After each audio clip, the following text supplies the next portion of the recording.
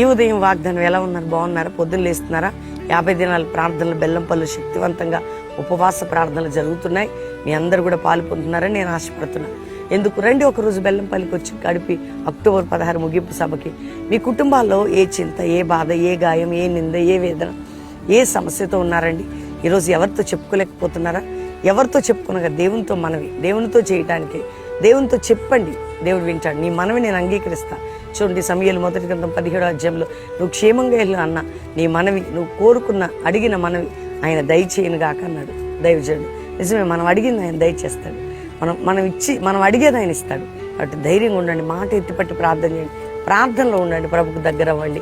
ప్రార్థన చేసుకుందాం. తండ్రి, ఎవరికి రక్షణ లేదో వారికి రక్షణ, రోగుల్ని స్వస్థపరిచి, కోర్టు కేసులు విడిపించి, అప్పులు, ఆర్థిక సమస్యలు, మానసిక సమస్యలు, సీరియస్ కండిషన్లు అన్నిట్లో నుండి ఎవరు ఎదుర్కొన్న విడుదల దయచేయండి. మ్యారేజ్ డే, బర్త్డే బిడ్డలు బ్లెస్ చేయండి అయ్యా. వారు నాతో ప్రేర్లు ఎక్కిపిస్తున్న ఎవరి అంశం ఏమై ఉన్నదో విడిపించి, కల్వరి మినిస్ట్రీని మమ్మల్ని ఉజ్జీవింపజేసి మీ సన్నిధి అందరికీ తోడుగా ఉంచమని యేసు నామములో అడుగుచున్నాము తండ్రి, amen. Pastor Praveen official insta follow అవ్వండి. Pastor Praveen YouTube channel subscribe చేసుకోండి.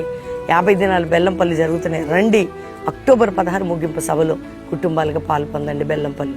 God bless you. Praise the lord.